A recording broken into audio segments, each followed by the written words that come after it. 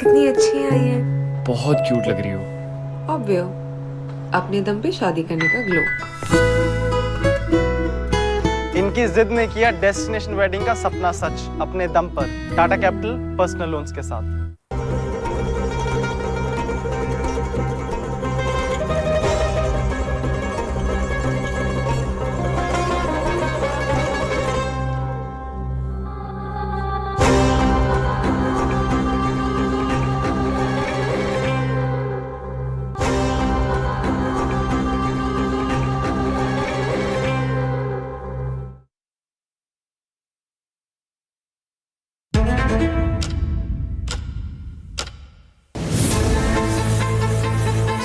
Being a chef, it's my priority to deliver taste in a plate with good presentation, unique innovation.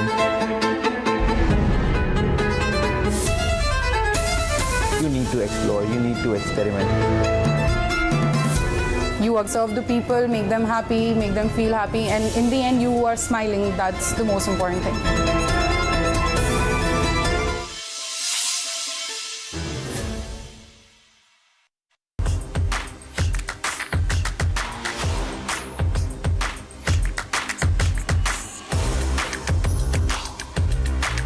This is India's #1 news network, and you're watching News 9, English news as it should be.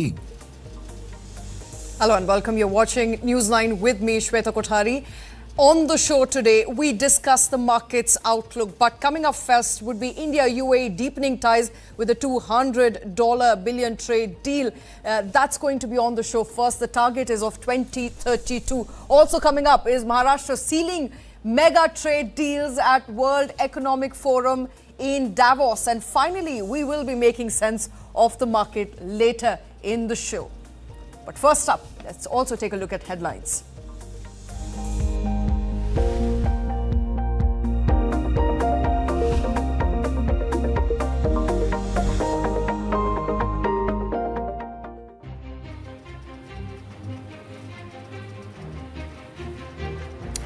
UAE President Sheikh Mohammed bin Zayed Al Nahyan undertook a short but high-impact visit to India at the invitation of Prime Minister Modi, holding nearly 3 hours of wide-ranging discussions that highlighted growing depth of India-UAE strategic partnership.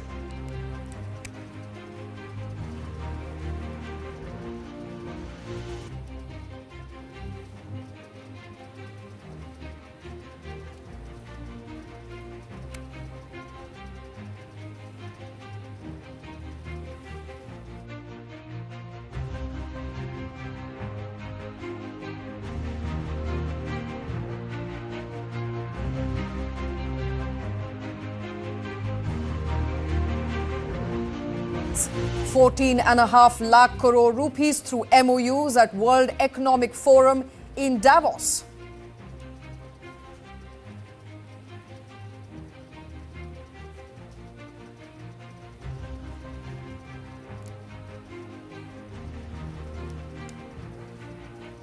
Maharashtra is India's gateway for foreign investment and on track to become a $1 trillion economy by 2030, says Chief Minister Fadnavis at the World Economic Forum. Commerce and Industry Minister Piyush Goyal meets US Ambassador to India Sergio and American Senator Steve Daines as India-US trade talks continue amid 50% tariff on Indian goods. An International Monetary Fund revises India's growth outlook, raising its GDP forecast for 26-27 by 20 basis points to 6.5%. SBI Research project India's transition to upper middle class status for income by 2030 as economy races ahead. Silver surges past 3 lakh rupees per kilogram and gold scales new height amid heightened geopolitical tensions and tariff uncertainty.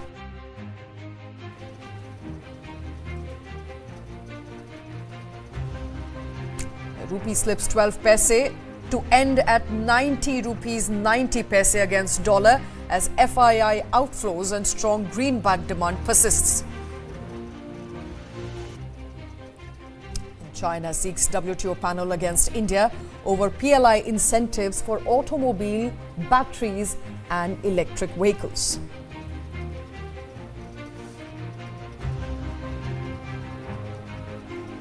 Hello and welcome. You're watching Morning Brief with me, Shweta Kothari. Our top story at this hour, UAE President Sheikh Mohamed bin Zayed has undertaken a very short but high-impact visit to India at the invitation of Prime Minister Modi, holding nearly 3 hours of wide-ranging discussions that highlighted growing depth of the India-UAE strategic partnership.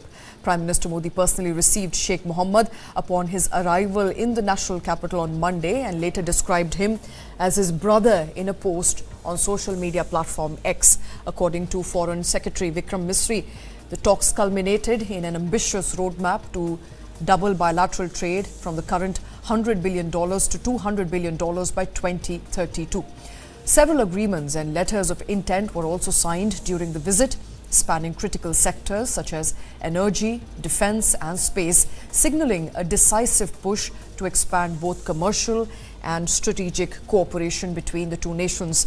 A major highlight of the visit was strengthening of energy ties. Foreign Secretary Misri revealed that UAE has emerged as India's second largest supplier of liquefied natural gas.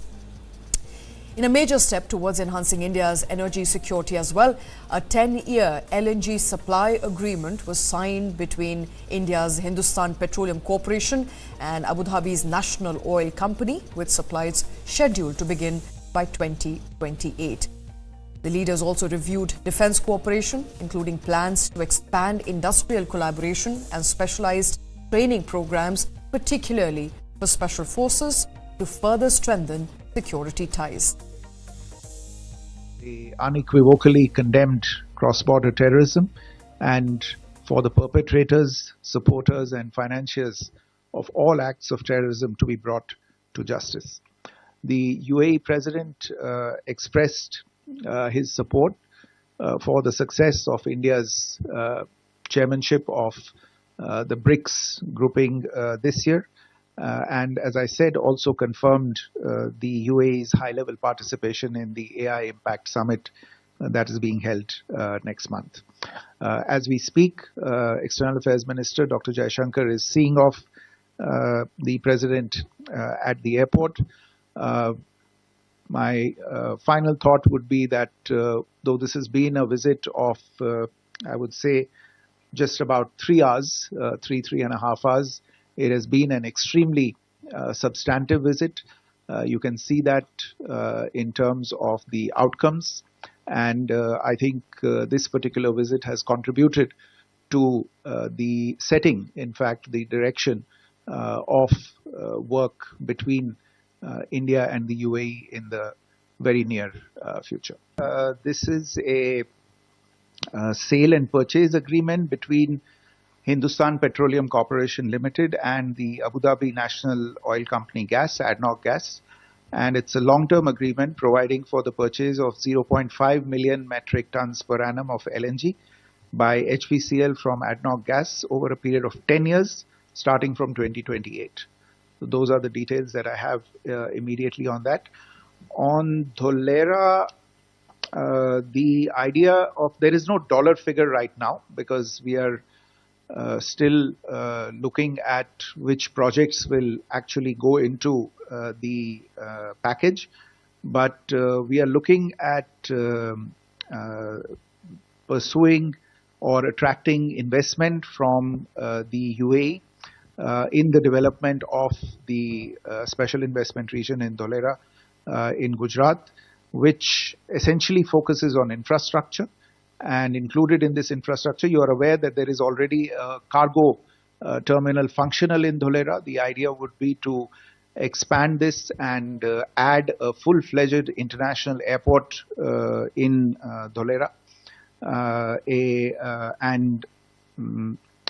Next to that would be things like a pilot training school, an MRO facility, and also other infrastructure projects, as I said, ports and smart urban township, railways, energy projects, etc., that would come up.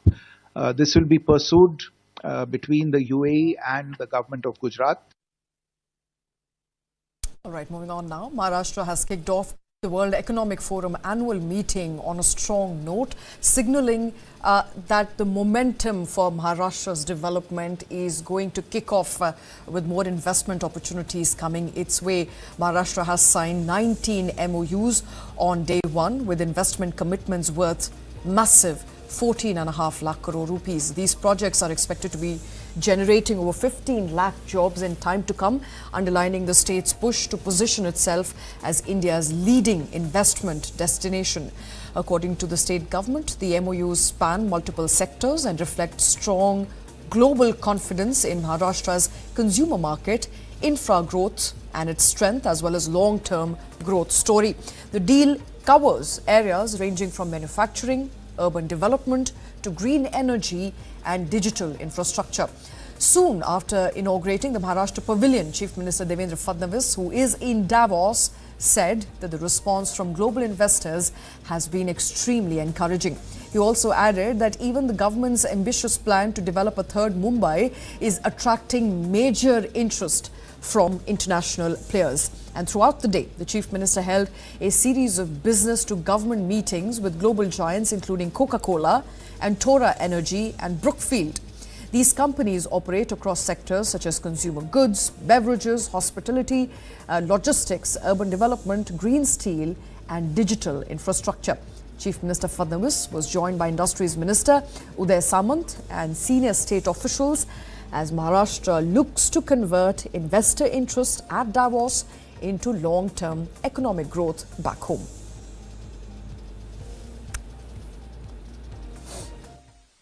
Basically मुझे ऐसा लगता है कि महाराष्ट्र को बहुत अच्छा response मिल रहा है और हम लोग ये टारगेट करते हैं कि स्पेशली जहां एफडीआई इन्वॉल्व है, जहां पर फॉरेन इन्वेस्टमेंट्स इन्वॉल्व है, ऐसे एमओयूज उन सबकी इच्छा होती है कि हम लोग डावोस में करें। तो मेरा अपना मानना यह है कि इस बार हम जो पिछले बार हम लोगों ने एमओयूज किए थे उससे ज्यादा ही इस साल हमारे एमओयूज होंगे, उसकी अमाउंट भी उससे ज्यादा ही होगी। और डाइवर्स सेक्टर है, मतलब सारे प्रकार के जो मैन्युफैक्चरिंग हो, डेटा सेंटर हो, इंफ्रास्ट्रक्चर हो, सारे प्रकार के इन्वेस्टमेंट्स आ रहे हैं। और मुझे लगता है कि कुछ तो लोगों से हमारी बातचीत हुई है और कुछ यहां पर भी बातचीत होकर फिर वो शायद यहां पर बातचीत हमारी फाइनल होती है और बाद में इंडिया जाकर हम उसको करेंगे। And Chief Minister Fadnavis also said that Maharashtra has emerged as India's gateway for foreign investment. Speaking at the Maharashtra Pavilion at the World Economic Forum, Fadnavis added that Maharashtra is on track to become India's first trillion-dollar economy by 2030, assuring investors of policy stability, safety and zero-tolerance approach to law and order. Listen in. What Maharashtra offers is credibility. So you don't have to offer anything more. In today's world, credibility is more than capital. And that is what Maharashtra has been doing. Whatever we have been saying, we have been delivering. And that is why you can see a huge and renewed interest in investing in Maharashtra. Of course, the credit goes to our Honorable Prime Minister Shri Narendra Modi ji, who has created an atmosphere and an ecosystem where everybody wants to invest in India. And we are here just to tell everybody the Maharashtra story and just to tell them that in India, Maharashtra is the best place to invest. And any sector, specific sectors? No, we are targeting all sectors because we have a very diverse portfolio. And after we finish our business, we'll be able to tell you. But I'm sure that at least in 10 to 12 different sectors, we'll be executing the MoUs. Commerce and Industry Minister Piyush Goyal also met U.S. Ambassador to India and American Senator Steve Daines, holding discussions on key bilateral issues at a time when India-U.S. trade ties are under strain. The meeting comes as New Delhi and Washington are engaged in negotiations for a bilateral trade agreement, even as the Donald Trump administration has imposed a steep 50% import duty on Indian goods since August last year. This includes an additional 25% tariff, which is linked to India's purchase of Russian crude oil, a move that has added tensions to this trade relationship and made it more unstable in times to come. In a social media post, Goyal described the interaction as a productive exchange of views on strengthening bilateral ties between the two countries. Ambassador Sergio, who recently took charge in the national capital, is considered a close member of President Trump's inner circle and has both sides are actively working to firm up a trade deal. His meeting with Piyush Goyal, India's Commerce Minister, could yield positive results for India-US trade ties. In his arrival speech earlier this month, Gore emphasized on continued engagements between the two countries. However, remember, trade tensions remain high. Republican Senators Steve Daines of Montana and Kevin Cramer of North Dakota have urged President Trump to push for favorable terms for American pulse crop producers in any future agreement with India. The lawmakers argue that US farmers face a competitive disadvantage due to what they call unfair Indian tariffs. In a letter dated 16th of January, the senators pointed out that their states are the top producers of pulse crops. And while India is the world's largest consumer, accounting for nearly 27% of global consumption, making market access a key issue in ongoing negotiations, both the senators are of the view that India's tariffs, especially in the farm sectors, are punishing their electorate.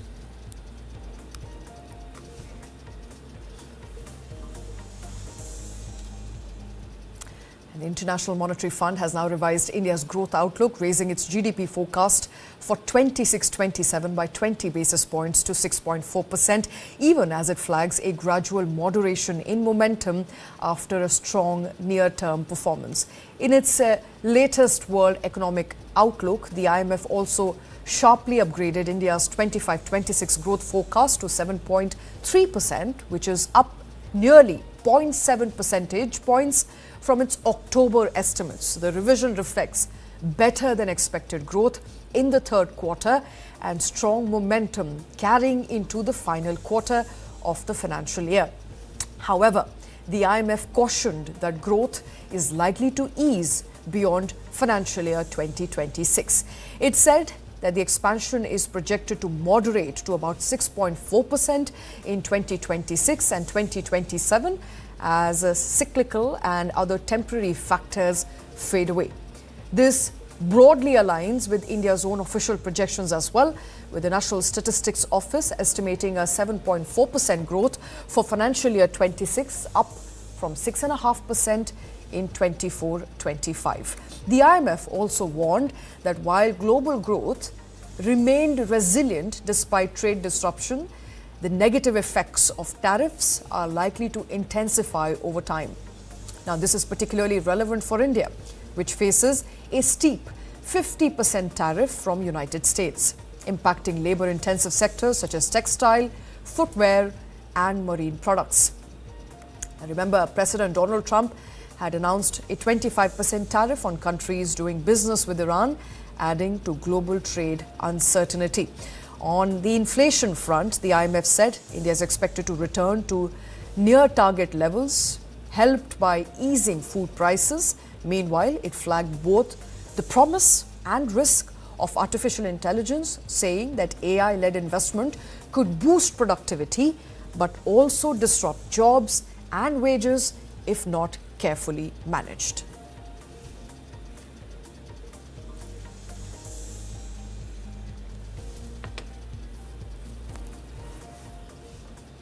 And the International Monetary Fund has also raised its global growth forecast for financial year 26, citing growing adaptations by businesses and economies to US tariffs, which have eased in the recent months. The IMF also pointed to a continued boom in AI investments, saying it has boosted asset values and strengthened expectations of productivity gains worldwide. Take a look.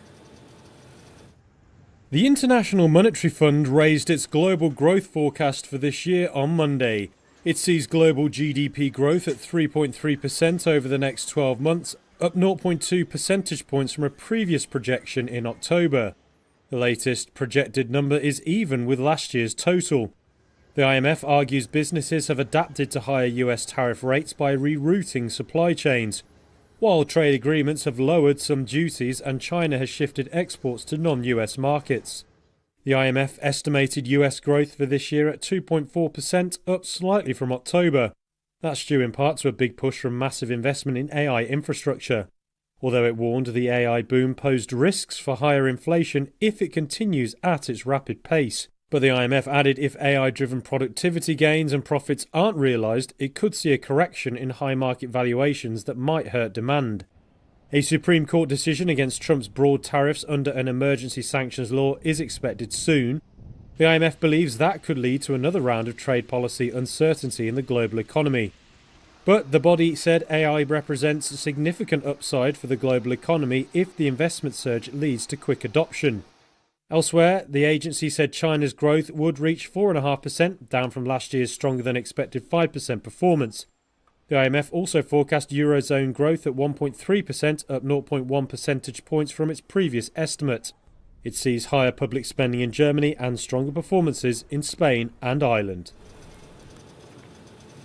And India is on track to become an upper middle class income country by 2030.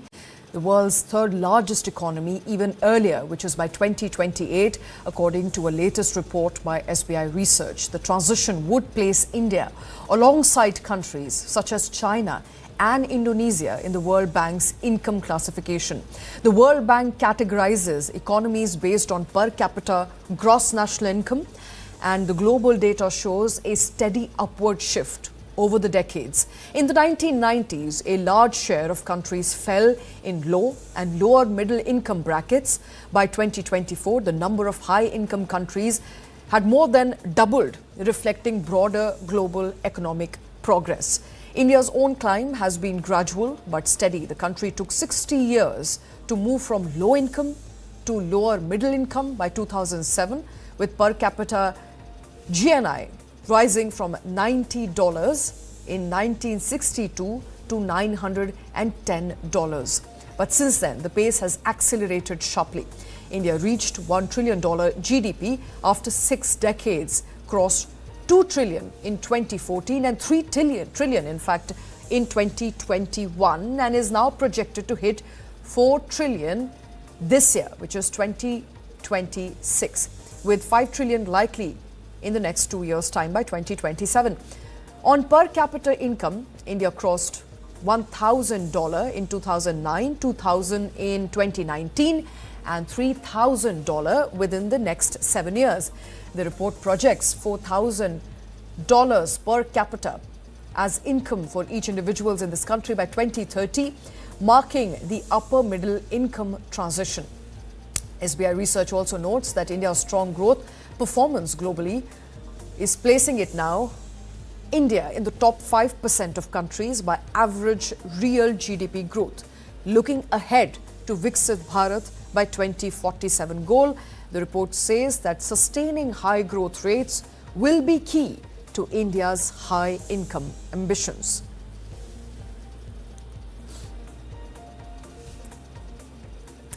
And gold and silver prices surged sharply on Monday. Silver breached the 3 lakh rupees per kilogram mark for the first time in the national capital, driven by strong domestic and global demand. The white metal jumped 10,000 rupees to trade at 3 lakh thousand per kilogram, up from 2,92,600 in the previous session. So far this year, silver has rallied about 63,600 rupees, or over 26%, highlighting strong investor interest. And coming to gold prices, they also hit a fresh record, climbing nearly 1,900 rupees to 1,48,100 per 10 grams in the local bullion market. Analysts say that the surge is being driven by safe haven demand amid rising geopolitical tensions and tariff uncertainty. Concerns intensified after US President Donald Trump threatened additional tariffs on several European nations, adding to the global market volatility. Internationally, spot silver touched a record of $94.13 an ounce, while gold scaled to an all-time high of $4,690 per ounce. And since the start of 2026, gold prices have risen over 7.5% in a matter of 20 days alone.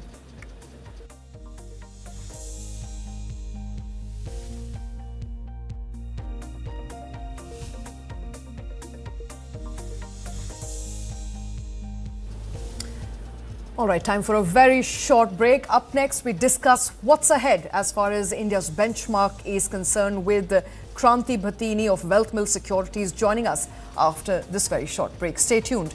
You're watching Morning Brief at 9.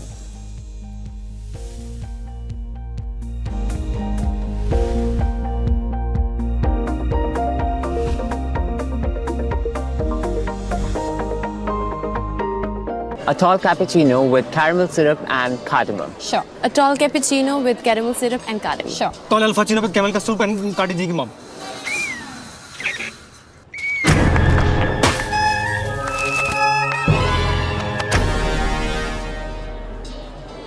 अदरक वाली चाय पिलाओ ना, कड़क। Sir, मलाई मार के देती हूँ। लाइफ हो या इन्वेस्टिंग, भीड़ के पीछे मत भागो। म्यूचुअल फंड अपनाओ और खुद के हिसाब से इन्वेस्ट करो। म्यूचुअल फंड निवेश बाजार जोखिमों के अधीन है। योजना से संबंधित सभी दस्तावेजों को ध्यान से पढ़ें। रिश्तों को रंग दो, दुनिया को रंग दो। Birla Opus Paints.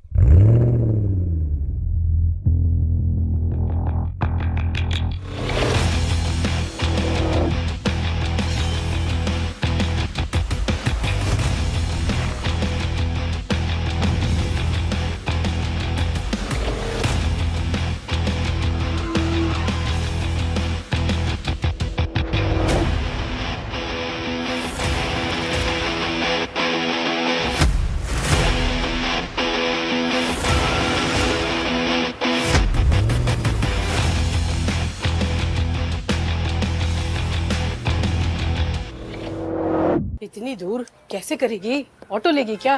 नहीं अम्मा। तो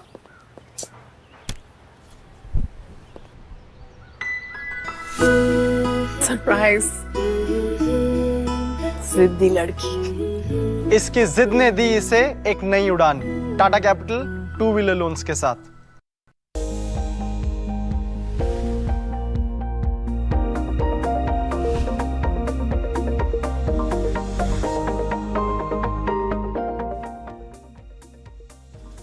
Welcome back. You're watching Morning Brief at 9. Let's take a quick check on the markets as they open this Tuesday morning.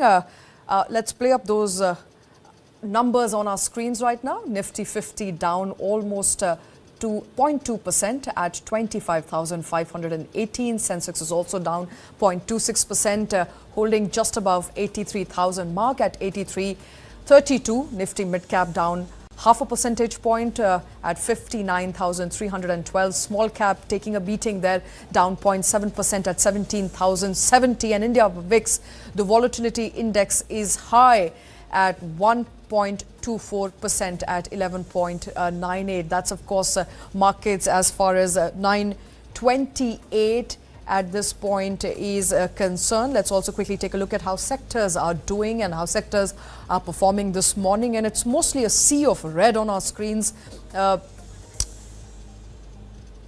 Looking at the IT pack there, completely in the red, with TCS down 0.5%, Infosys down 0.32%, HCL Tech down almost 0.9%, Wipro down massively there, 1.36%. So the IT pack, of course, not doing too well as the numbers continue to pour in. Also looking at other sectors there, the finance sector, banking and finance stocks, it's a mixed bag there, with HDFC Bank down 0.73%, SBI is up almost 1%, Bajaj Finance down 1.85%, and Kotak Mahindra Bank, of course, doing better there, up 0.6%. Of course, it's a mixed bag as we're seeing it for the second consecutive time this week. Kranti Bhatini of Wealth Mill Securities, a strategist and at Wealth Mill Securities, joining us on the show this morning. Kranti, thank you very much for taking time out. What are you making of the markets opening in red for a second consecutive day? What's dragging the markets? Shweta, Good morning to you. Yeah, there was no respite for the selling. And today, as we are speaking, market has been taking the support around 25,500. That's acting as a key support zone for the market. Today, this morning, market Nifty have violated the range of 25,500. That's creating some kind of extra pressure on the market. If this trend continues, there would be some more selling pressure can accentuate. The current earnings season is not able to entice the market at this point of time. That's creating the pressure on the market at this point of time. Foreign portfolio investors have been the net sellers. They sold a tune of around 25,000 crores till date only in the month of Jan itself. So that has been creating the pressure on the market by and large. And coming to the global geopolitical environment is concerned, the kind of looming uncertainty and the rally we are witnessing in the metal prices, especially precious prices, that has been driving some kind of a money in the medium to short term towards commodities. That's where the equity market has been facing some kind of a headwinds in the medium to short term.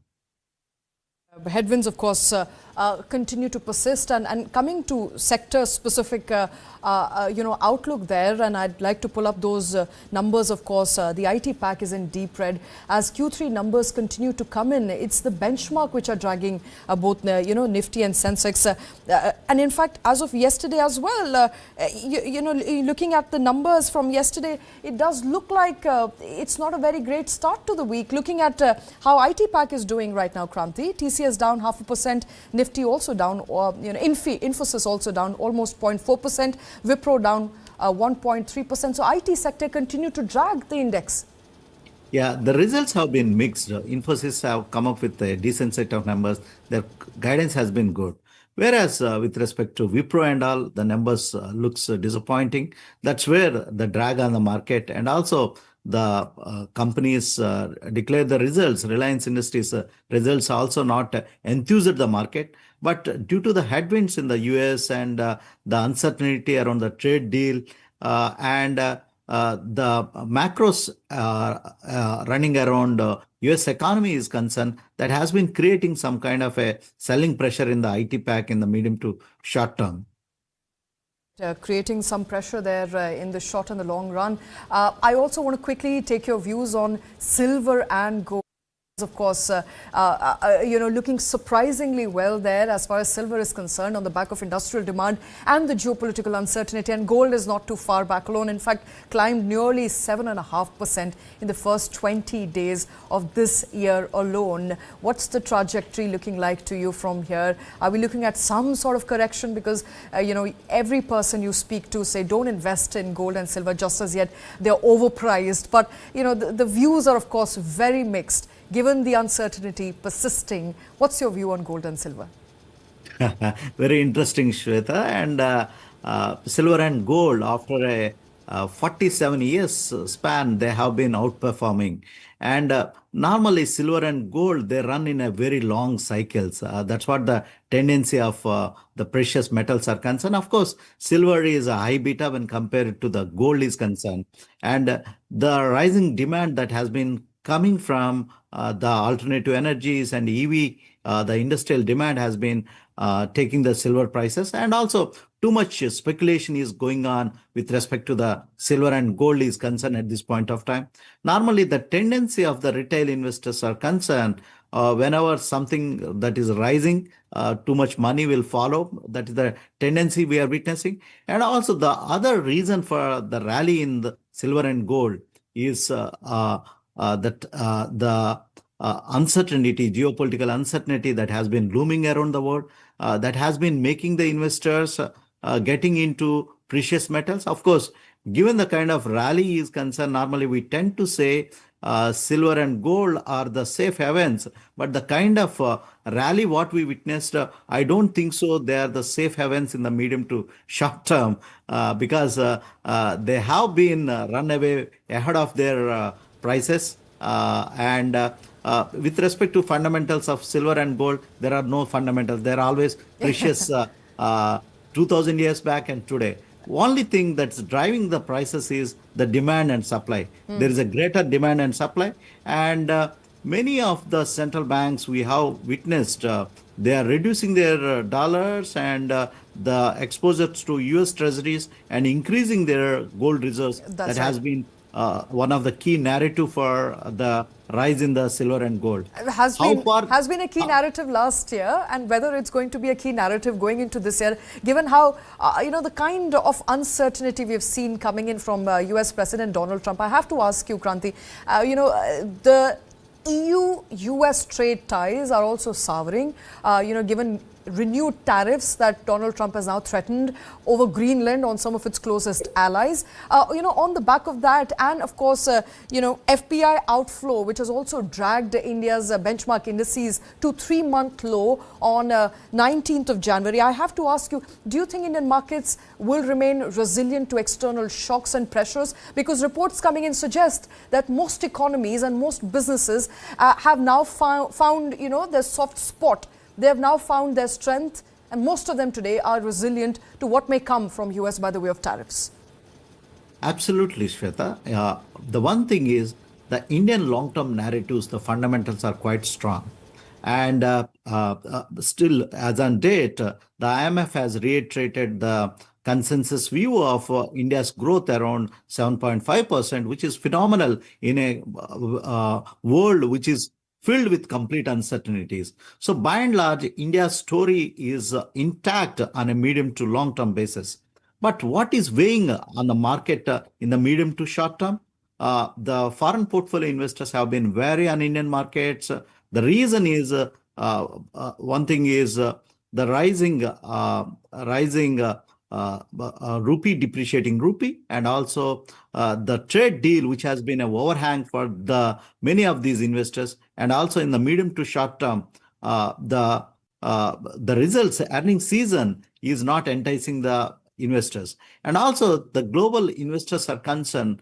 They are finding some kind of a better growth prospects, like the TSMCs of the world. The narratives has been changing, the TSMCs of the world, and the AI stories have been taking the flows from India. Whereas India is concerned, it's good. It's a long-term good growth story. But in the medium to short term, the narrative has been towards these kind of new age business models that has been taking away. So in an emerging space, Indian markets looks interesting and compelling, but due to the global uncertainty, the foreign portfolio investors have been in a wait and watch mode at this point of time. They're not ready to jump and buy, put their stakes on Indian markets at this point of time. This is the mood of the market. The sentiment has been quite negative in the medium to short term. The sentiment remains negative, and as far as FPIs is concerned, not in mood to buy just as yet as far as Indian markets is concerned. If anything, they're leaving Indian markets very, very quickly with each passing day. Kranti Batini, always a pleasure. Thank you very much for taking time out for joining us on the show this morning. Thank you, Shweta. Always my pleasure to share my views with you. And now let's take a look at global stories we're tracking this morning. US President Donald Trump expected to meet global business leaders at the World Economic Forum on Wednesday as his trade policies, tariffs and geopolitical ambitions dominate conversations among the world's elite in Switzerland. In an extraordinary text exchange, US President Donald Trump tells Norway's Prime Minister he no longer feels bound to think purely of peace as he ramps up pressure over Greenland after missing out on Nobel Prize.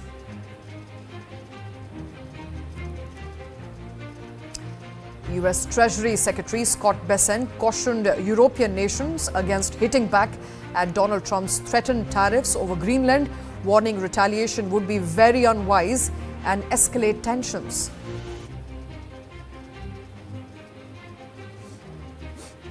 European Commission President Ursula von der Leyen stresses on the need to fully respect Greenland and Denmark's sovereignty as she meets US lawmakers on the sidelines of the Davos summit. The British Prime Minister Keir Starmer says tariffs should not be weaponized against allies as he pushes to avoid a damaging transatlantic trade war with the United States. And Denmark proposes NATO surveillance operation over Greenland, seeking stronger alliance backing as Donald Trump intensifies his push to control the Arctic territory. The IMF nudges up its 2026 growth outlook as economies adapt to US tariffs, while booming AI investments fuel asset prices and productivity hopes. Japan's Prime Minister Sanae Takaichi dissolves parliament and calls early elections, seeking voter backing for higher spending and a major defense build-up. Guatemala imposes a state of siege after inmates take prison guards hostage, ending a violent weekend that left 7 police officers dead. All those stories and more after this very short break.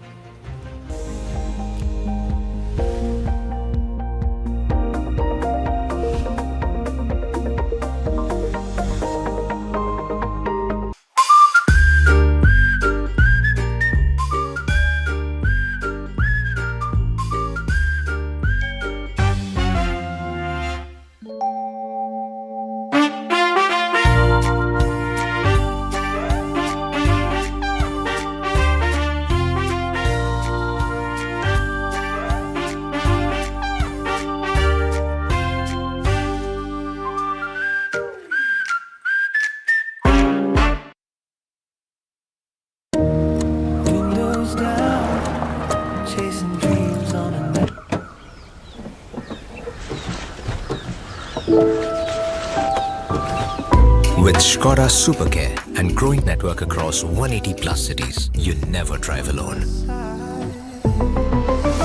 Skoda.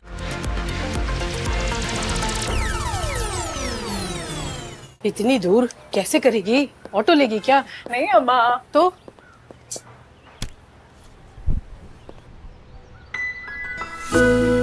Surprise. जिद्दी लड़की। इसकी जिद ने दी इसे एक नई उड़ान, Tata capital 2 wheeler loans के साथ।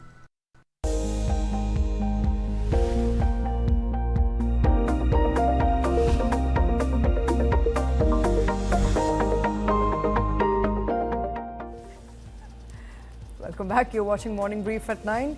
US President Donald Trump has written to Norway's Prime Minister saying he no longer feels bound to think purely of peace after not being awarded the Nobel Peace Prize. In the letter that he wrote, Trump also reiterated his demand for US control of Greenland, escalating rhetoric around future of the strategically important island. The comments add fresh strain to already tense transatlantic ties. Take a look.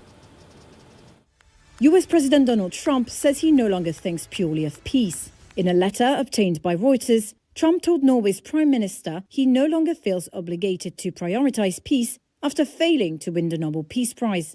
Considering your country decided not to give me the Nobel Peace Prize for having stopped 8 wars plus, I no longer feel an obligation to think purely of peace, although it will always be predominant, but can now think about what is good and proper for the United States of America.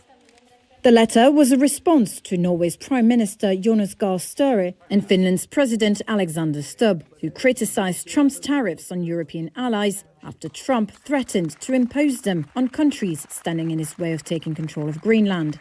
Norway's PM was quick to clarify Norway's government doesn't decide the Nobel Prize and the Norwegian Nobel Committee operates independently. Trump has been vocal about his desire for the Nobel Peace Prize, which was awarded last year to Venezuelan opposition leader Maria Corina Machado. During a recent meeting at the White House, Machado presented Trump with her gold medal, though the Nobel Committee said the prize can't be transferred, shared or revoked. In the same letter to Norway's Prime Minister, Trump questioned Denmark's claim to Greenland and argued that the world was not secure until the US has, quote, complete and total control of Greenland.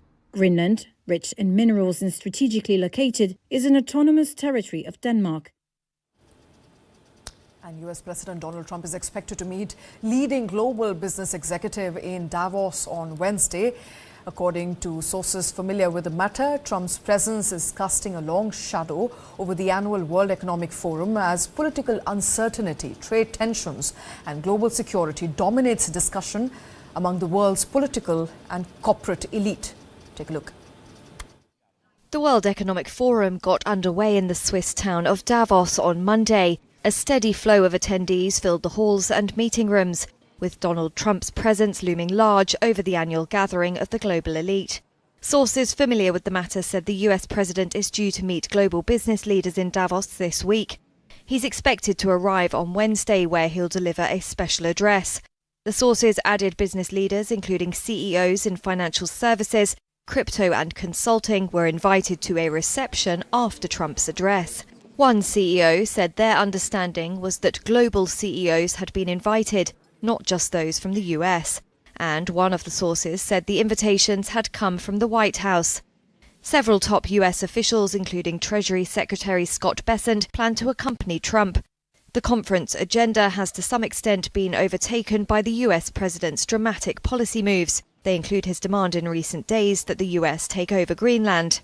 The WEF has said that over 3,000 delegates from more than 130 countries will attend this year. The list includes several heads of G7 nations. Two sources told Reuters that Russian President Vladimir Putin's special envoy, Kirill Dmitriev, will also travel to Davos and reportedly hold meetings with members of the US delegation.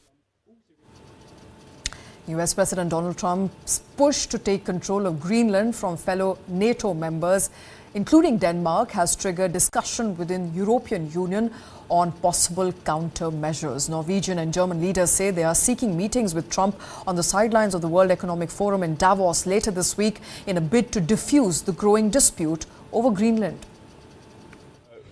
I think it would be very unwise. United States Treasury Secretary Scott Bessent on Monday said Europe should not retaliate against any measures the U.S. takes in their dispute over Greenland, as President Donald Trump's intensified push to take control of the island threatens to reignite a trade war with Europe. Speaking on the sidelines of the World Economic Forum meeting in Davos, Switzerland, Bessent urged Europe not to doubt Trump's intentions. And I think everyone should take the president at his word. Trump is expected to meet global business leaders in Davos on Wednesday. His threat to implement a wave of increasing tariffs on 8 European nations until the U.S. is allowed to buy Greenland has rattled European industry and sent shockwaves through financial markets. Investors fear a return to the volatility of 2025's trade war, which only eased when the sides reached tariff deals in the middle of the year. Norwegian and German leaders say they will try to meet with Trump this week in Davos to discuss the dispute. EU leaders will also discuss how to respond at an emergency summit in Brussels on Thursday. One option is a package of tariffs on $108 billion of U.S. imports that could automatically kick in on February 6th after a 6-month suspension. Another option is the anti-coercion instrument, which has never yet been used and which could limit access to public tenders, investments or banking activity, or restrict trade in services, including digital ones. The EU said it was continuing to engage at all levels with the US, but said the use of its ACI was not off the table. And British Prime Minister Keir Starmer on Monday said tariffs should not be used against allies and warned against the risk of a tariff war as concerns grow over potential US trade actions linked to Greenland. Speaking at a news conference, Starmer said US President Donald Trump's threat to impose escalating tariff on Britain and other European allies was wrong, stressing that the future of Greenland must be decided by Denmark alone.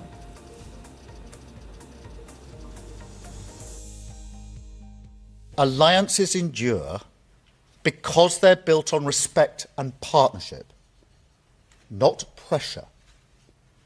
That is why I said the use of tariffs against allies is completely wrong. It is not the right way to resolve differences within an alliance. Nor is it helpful to frame efforts to strengthen Greenland's security as a justification for economic pressure. Any decision about the future status of Greenland belongs to the people of Greenland and the Kingdom of Denmark alone. That right is fundamental, and we support it. Meanwhile, Danish Foreign Minister Lakh Rasmussen on Monday said it was critical for NATO members now and European Union to stand united as US President Donald Trump presses his push to acquire Greenland. Rasmussen described the idea of transferring Greenland to US control as a red line, underscoring Denmark's firm opposition to the proposal.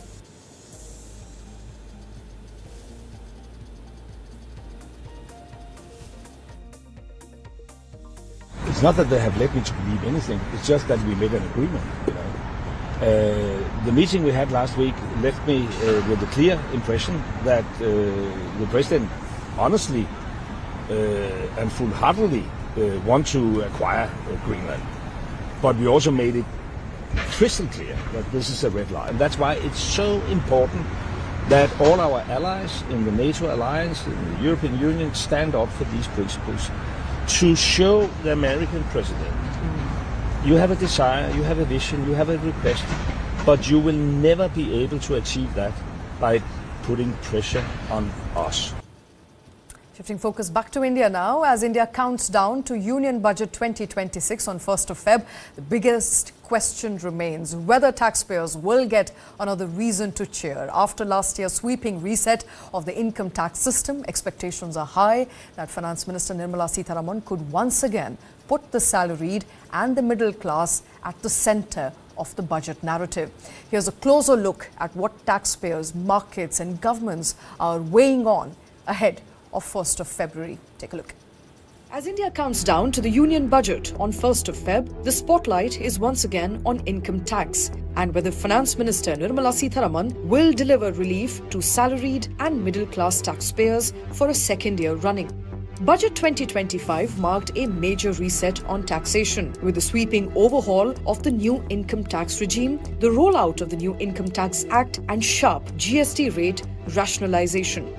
The question now is, does Budget 2026 build on that momentum or opt for restraint? Under last year's budget, income up to 12 lakh rupees became fully tax-free under the new tax regime, rising up to 12,75,000 for salaried taxpayers after standard deduction. The basic exemption limit was also raised from 3 lakh rupees to 4 lakh rupees. TDS and TCS rules were rationalized to ease compliance. Those changes accelerated the shift towards the new income tax regime away from the old income tax regime.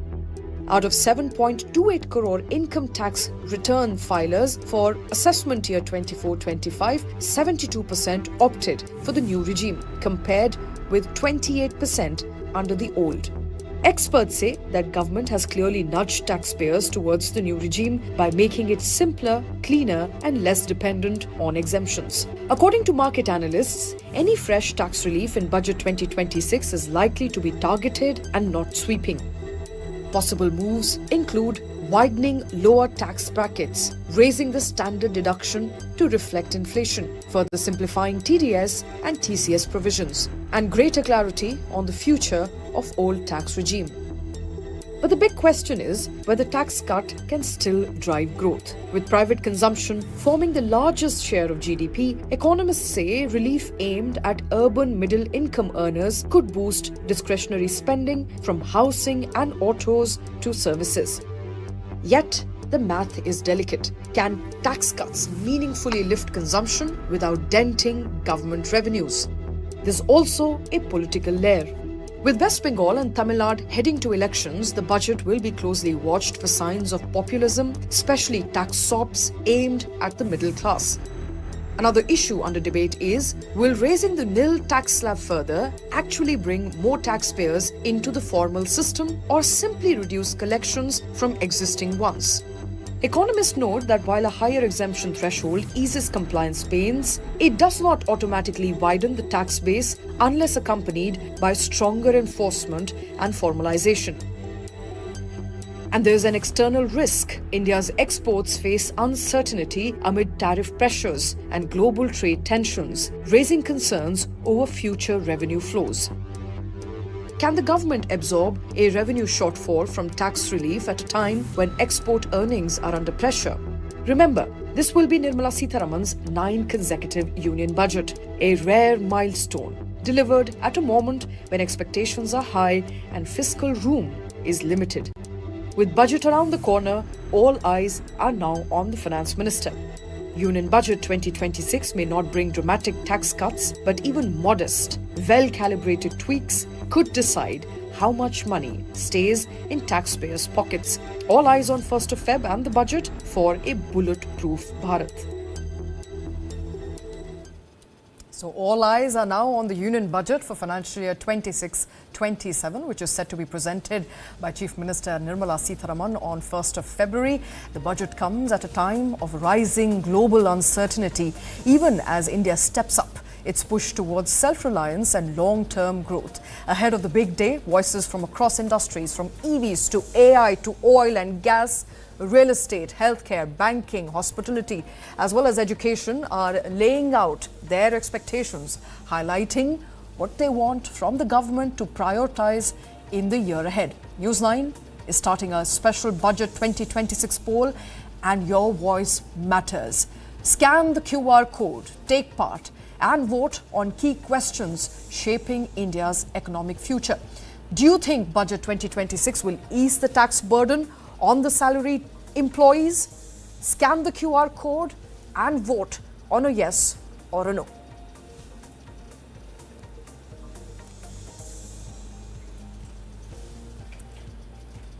That's all the time I have on Morning Brief. Thank you very much for watching.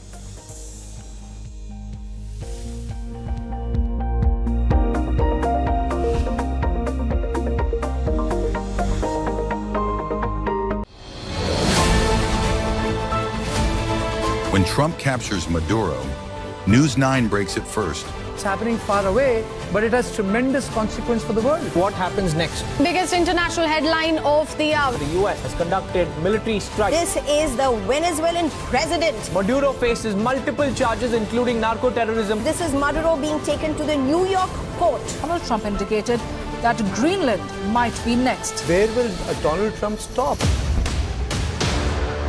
A dramatic U.S. operation, power shifts in Venezuela. High-stakes geopolitics unfolding.